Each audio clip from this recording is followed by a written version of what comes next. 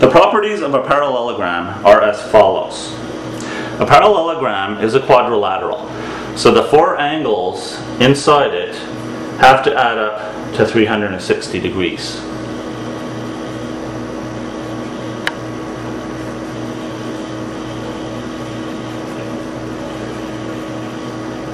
A parallelogram has opposite sides that are congruent, and this is signified in this way. Both pairs of opposite sides are congruent. They're also parallel. This side is parallel to this one, and this side is parallel to that one. The opposite angles are also congruent.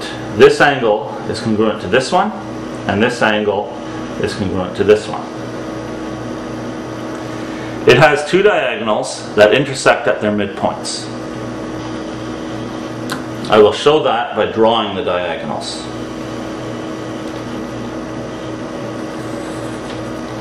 There's one of the diagonals, and here's the other. This is the midpoint of both the short diagonal and the long one. These are the properties of a parallelogram, but let's review them with this second parallelogram. I will start by drawing the diagonals.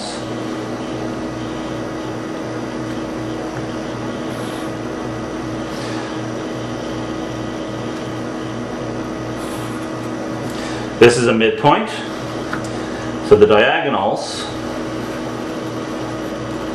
intersect at their midpoints.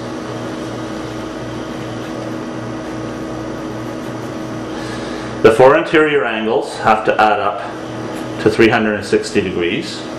The opposite angles are congruent. I'll write that here.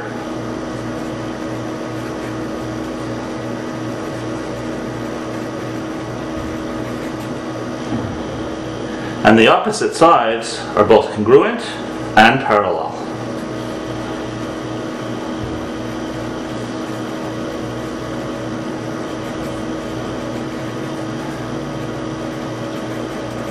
If you become familiar with the properties of a parallelogram, you should be able to answer an awful lot of questions that could be asked in tests.